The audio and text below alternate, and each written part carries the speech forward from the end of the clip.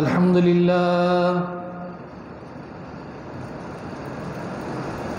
لله رب العالمين،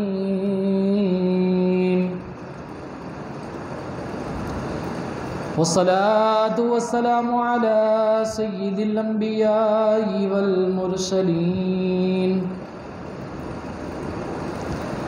أما بعد، فأعوذ بالله من الشيطان الرجيم. بسم الله الرحمن الرحيم. يا أيها الذين آمنوا كتب عليكم الصيام كما كتب على الذين من قبلكم. صدق الله مولانا العظيم وبلغنا رسوله النبي الكريم الأمين، ونحن على ذلك لمن الشاهدين والشاكرين. قال الله تبارك وتعالى في شأن محبوبه الكريم: إن الله وملائكته يصلون على النبي يا أيها الذين آمنوا صلوا عليه وسلموا تسليما.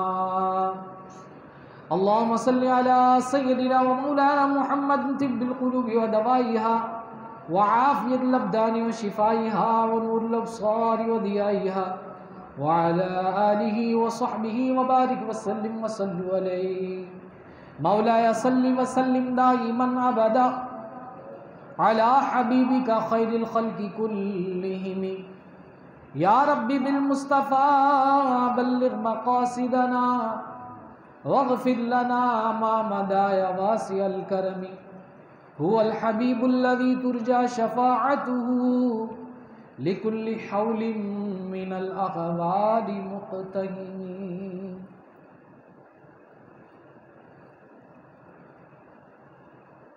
حضور نبی کریم رؤوف الرحیم صلی اللہ تعالی علیہ وآلہ وسلم کی ذات بالا صفات پر درود و سلام پڑھنے کے فضائل بے حد و بے شمار ہیں. آقا علیہ الصلوۃ والسلام کا فرمان ہے کہ تم اگر کسی چیز کو بھول جاؤ تو مجھ پر درود پاک پڑھو، انشاءاللہ وہ چیز فوراً یاد آ جائے گی.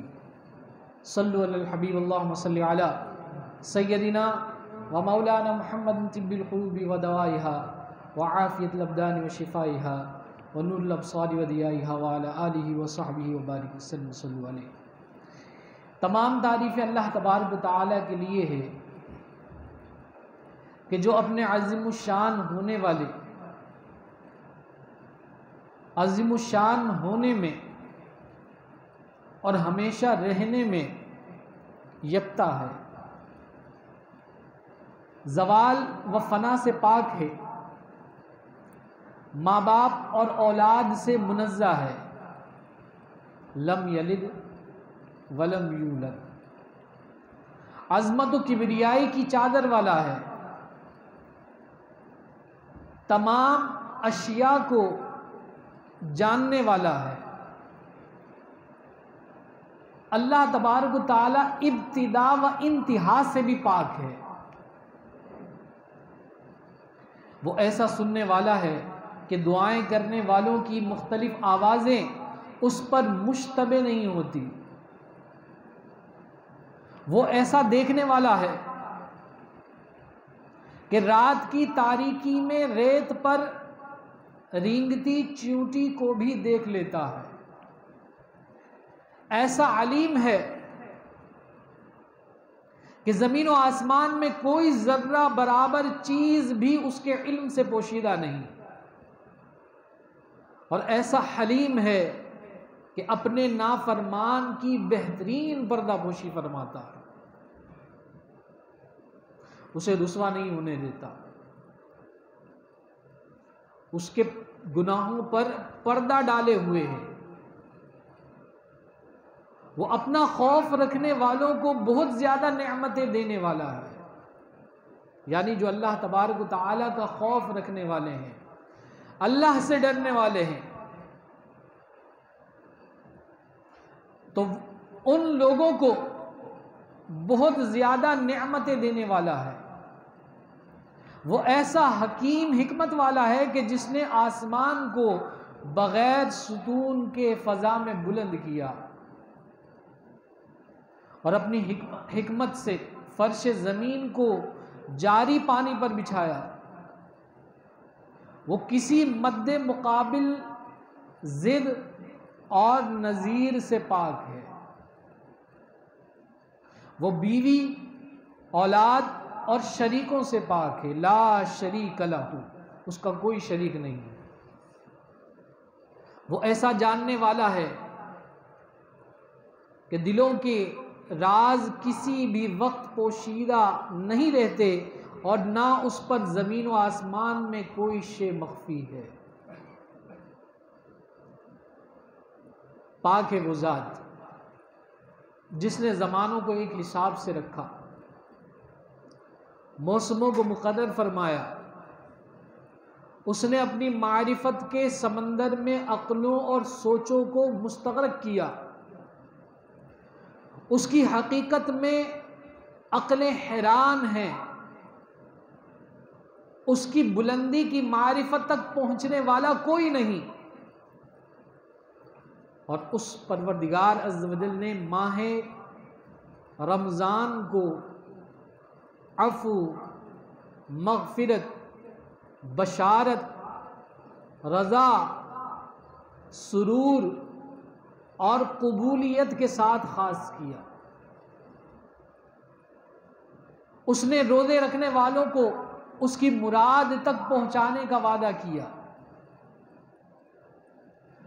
اس کے لیے خوشخبری ہے جس نے اپنے اعضاء کو شک و شبے سے پاک کیا اور نیک اعمال کے ساتھ ماہ رمضان کا استقبال کیا. کچھ ہی دنوں میں یہ مبارک مہینہ ہم میں آنے والا ہے اور ابھی سے ہی ہم اس مبارک مہینے کے استقبال کی تیاری شروع کریں. اور اس استقبال کی تیاری اچھے اعمال کے ساتھ کی جائے، نیکیوں کے ساتھ کی جائے، جو کہ اسلاف کا، اصحاب کا، انبیاء کا اور خود حضور جان عالم صلی اللہ تعالی علیہ وآلہ وسلم کا طریقہ رہا ہے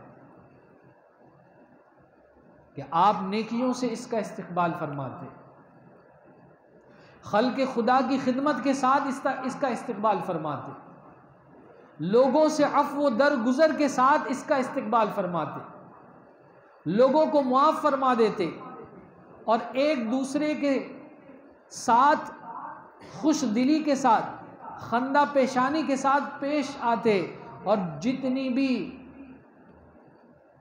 اگر کشیدگیاں ہیں اس کو ختم کرنے، ان رنجشوں کو دور کرنے کی کوشش فرماتے. قرض ہوتا تو بار قرض سے دور ہونے کی سعی کرتے، جس سے قرض لینا ہوتا اس سے لے لیتے، اور جو قرض نہیں دے سکتا اس کے لیے آسانی کرتے. اور بسا اوقات تو بعض اصحاب مقروضوں کے قرض کو رمضان آنے سے پہلے معاف فرما دیا کرتے تھے. گویا کہ یہ تیاری ہوتی تھی رمضان کی. اسی طرح مال کی زکوٰۃ نکال کر اپنے مال کو ستھرا فرما دیا کرتے تھے. یعنی جو اللہ تبارک و تعالیٰ کا حق ہے زکوٰۃ کی صورت میں، اور جو زکوٰۃ نکلے گی وہ حق کے جو مصارف ہیں ان مصارف کے اندر اس زکوٰۃ کو تقسیم کر دیا کرتے تھے. یعنی جو زکوٰۃ کے مستحق ہیں ان تک اس زکوٰۃ کو پہنچا دیا کرتے. اور یوں اپنے تمام معمولات سے فراغت پانے کے بعد اپنے آپ کو پورے مہینے کے لیے اللہ کے لیے وقف کر دیا کرتے تھے. معتکف ہو جاتے، اعتکاف کر لیتے. پورے مہینے کا بعض اصحاب اعتکاف کر لیا کرتے. یعنی جیسے ہی چاند نظر آ جاتا مسجد میں چلے جاتے اور اپنے آپ کو اللہ کے لیے مختص کر دیتے. آج کے دور میں اس رمضان کو ایک الگ ہی انداز سے مسلمان جو ہے گزار رہا ہے، اسلاف کے بالکل طریقہ کار سے بالکل ہٹ کر اس کا استقبال کرتا ہے۔ آپ دیکھ لیجئے اس وقت جتنی آسانیاں مسلمانوں کے لیے رمضان میں کرنی چاہیے، اتنی ہم مشکلات اپنے مسلمان بھائی کے لیے اسی رمضان میں کرتے ہیں۔ اس کے لیے پلاننگیں ہوتی ہے، اور بڑی پلاننگ کے ساتھ لوگوں سے مشاورت کرتے ہیں کہ یار اس رمضان کے پیکج کو ہم نے کس طریقے سے کور کر کے زیادہ سے زیادہ اس رمضان میں نفع حاصل کرنا ہے، جائز ناجائز طریقے سے اس کے لیے اقدامات کرتے نظر آ رہے ہیں۔ اور جو چیز 100 روپے کی ہے، ہمارا مسلمان بھائی اسی مہینے کے اندر وہی چیز دگنے تگنے داموں کے اندر فروخت کر رہا ہے۔ منڈی سے لے کر مارکیٹ تک، اور مارکیٹ سے مسلمانوں کے گھر تک جب وہ چیز پہنچتی ہے تو اس کے دام کئی گنا بڑھے ہوئے ہوتے ہیں، بندہ سوچنے پر مجبور ہو جاتا ہے۔ جبکہ وہ لوگ کہ جو مسلمان نہیں ہیں، افسوس کے ساتھ یہ کہنا پڑ رہا ہے، انتہائی افسوس کے ساتھ، کہ وہ اس رمضان کے اندر مسلمانوں کے لیے پیکیجز نکالتے ہیں اور آسانیاں پیدا کرتے ہیں۔ نان مسلم کہتے ہیں نہیں، یہ ہمارے جو ملک میں رہنے والے مسلمان ہیں ان کا یہ ایونٹ ہے، کیوں نہ ہم اس ایونٹ کے اندر ان کے لیے آسانیاں پیدا کریں۔ آپ دیکھ لیجئے بڑے بڑے مالز کے اندر، ممالک میں، دیگر ممالک کے اندر باقاعدہ جو ہے پرسنٹیج 50%، 60%، 80% تک ڈسکاؤنٹ پر جو ہے وہ اشیاء خرد و نوش اور دیگر سامان جو ہے وہ مہیا کیا جاتا ہے، اور ان اشیاء کے ساتھ ساتھ کچھ نہ کچھ گفٹ مسلمان کو دیتے، یہ آپ کا ایونٹ ہے۔ یہی کام ہمارے مسلمانوں کو کرنا چاہیے اس رمضان مبارک کے اندر، کہ سارا سال وہ کماتا ہے، سال کے 11 مہینے وہ کما رہا ہے۔ ارے اللہ کے بندے، جو تو نے سارا سال کمایا ہے، ایک مہینہ جو اللہ کا مہینہ ہے، اس مہینے کے اندر اگر تو جتنے کا مال تو نے خریدا ہے اتنے کا ہی یا تھوڑے نفع کے ساتھ اپنے مسلمان بھائی کو دے دے گا تو اللہ تعالیٰ مزید تجھے برکتیں عطا کرے گا، اور سارا سال تیرے رزق میں کشادگی اور کشادگی ہوگی۔ اور دیکھ لیجئے ان لوگوں کے کہ جو اس مبارک مہینے کا ناجائز فائدہ اٹھاتے ہوئے اشیاء خرد و نوش کی قیمتوں کو بڑھا دیتے ہیں، بڑھا کر بیچتے ہیں، ساز و سامان کو بڑھا کر بیچتے ہیں۔ عید کی تیاری میں جو لوگ نکلتے ہیں کپڑے لینے کے لیے، دیگر اشیاء لینے کے لیے، ان کو مہنگے داموں بیچتے ہیں۔ وہ سمجھتے ہیں کہ ہم نے بڑا جو ہے سیزن اٹھا لیا رمضان کے اندر، لیکن خدا کی قسم جو غریب خون پسینے کی محنت کی جو آمدنی ہے وہ لے کر جاتا ہے، اور زیادہ پیسے دے کر جو ہے وہ تھوڑی چیز لیتا ہے، تو اس کو بڑی تکلیف پہنچتی ہے کہ 10,000 روپے اس کے پاس ہوتے ہیں، اس 10,000 روپے میں اس کو راشن بھی لینا ہے، اس 10,000 روپے کے اندر اسے عید کی تیاری بھی کرنی ہے، بچوں کے لیے جوڑے بھی خریدنے ہیں، چپل بھی لینے ہیں، بیٹیاں ہیں تو ان کو چوڑیاں بھی لینی ہیں، میک اپ کا سامان بھی لینا ہے، بکل بھی لینے ہیں، چھوٹی چھوٹی چیزیں لینی ہیں۔ اب باپ جب وہ 10,000 روپے لے کر مارکیٹ میں جاتا ہے تو صرف جو پورا سال راشن لے کر آنا ہوتا ہے اس کے جب ریٹ دیکھتا ہے تو اندر ہی اندر سوچتا ہے کہ میں بچوں کو کھانا کھلاؤں اس پورے رمضان کے اندر، روزہ اور افطاری کا سامان ان بچوں کے لیے پورا کروں یا ان کی عید کی تیاری کروں۔ کئی ماں باپ کو بند کمروں کے اندر اپنے آپ کو کمروں میں بند کر کے بلکتے ہوئے روتے ہوئے دیکھا،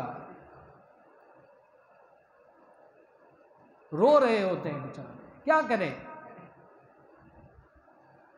ایک طرف مہنگائی کا معاملہ، دوسرا انکم کا جو ذریعہ ہے وہ کچھ نہیں ہے، سیلری اتنی زیادہ نہیں ہے،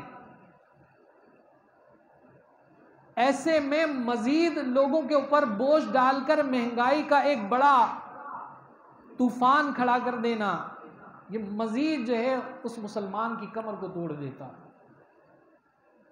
یاد رکھیں کہ اللہ بھی دیکھ رہا ہے، وہ علیم ہے، وہ جانتا ہے، وہ خبیر ہے، خبر رکھنے والا ہے کہ یہ جو کاروباری شخص ہے اس مبارک رمضان کے مہینے میں مسلمانوں کے ساتھ اچھا برتاؤ کر رہا ہے یا برا برتاؤ کر رہا ہے، وہ جانتا ہے۔ پھر اس بد نیت تاجر کے ساتھ ویسا ہی معاملہ ہوتا ہے جیسا وہ مسلمان کے ساتھ کرتا ہے، بلکہ اس سے بدتر ہوتا ہے۔ جتنا نفع اس نے رمضان کے اندر ناجائز طریقے سے کمایا ہوا ہوتا ہے اس سے کئی گنا زیادہ اس کی بیماریوں میں نکل جاتا ہے،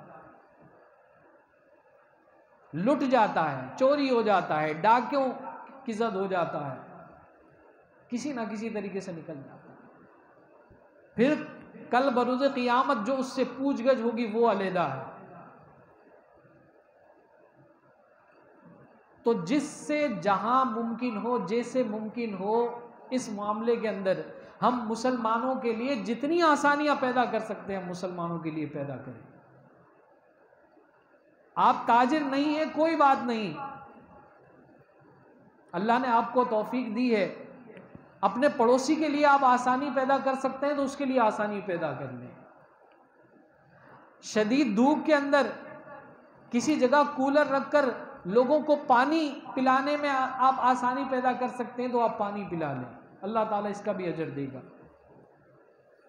کسی کو ایک کھجور کا دانہ اگر آپ دے دیتے ہیں افطاری کے وقت میں، اتنی آپ کی توفیق ہے، اتنا بھلائی کا کام آپ کر سکتے ہیں تو یہ آپ کریں، اللہ اس پر بھی آپ کو اجر عطا کرے گا۔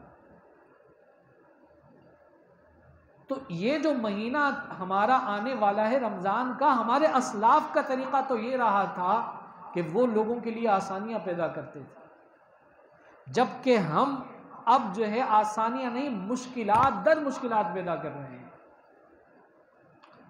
پھر ہم جو ہے کسی نہ کسی پر ڈال دیتے ہیں، تاجر کہتا ہے کہ بھئی یہ مہنگائی اوپر سے ہے، منڈی کے اندر لے کر آتے ہیں، بیپاری کہتا ہے کہ یار یہ اوپر سے لوگ کر رہے ہیں، کسان لوگوں کی طرف سے، بیپاری جب نیچے لوگوں کو دیتا ہے دکانداروں کو تو وہ دکاندار کہتے ہیں کہ بیپاریوں کی طرف سے ہے۔ اب وہی دکاندار جب عام انسان کو دیتا ہے تو کہتا ہے کہ یار یہ دکاندار والا چور ہے، یہ چوری کر رہا ہے۔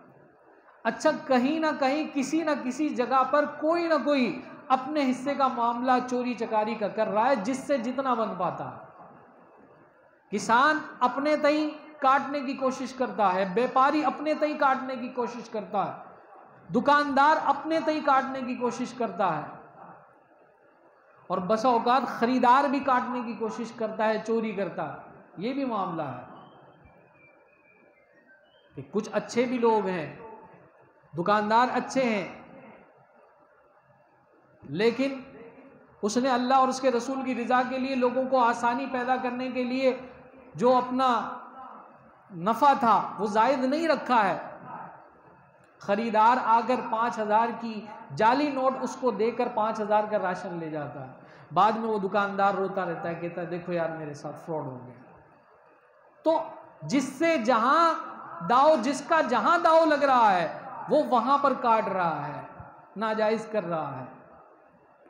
تو یاد رکھیں اللہ علیم بھی ہے، اللہ خبیر بھی ہے، وہ دیکھ بھی رہا ہے اور اس کی خبر بھی ہے، اور اس نے 2 فرشتے کرامن کاتبین تمہارے اوپر ہر وقت، ہر لمحے، ہر جگہ پر مسلط کیے ہوئے ہیں، وہ تمہارے ایک ایک معاملے کو لکھ کر، دیکھ کر لکھ رہے ہیں، اور لوح محفوظ میں بھی تمہارے معاملات لکھے جا رہے ہیں۔ اور یہ ساری کتاب جب تم مر جاؤ گے، قیامت میں رب کے روبرو کھڑے ہوگے تو یہ ساری کتاب تمہارے سامنے کھول کر تمہارے سامنے رکھی جائے گی، وہ کہا جائے گا اب تو پڑھ کے سنا تیرا نام ہے اعمال کہ تو نے دنیا میں کیا کیا تھا۔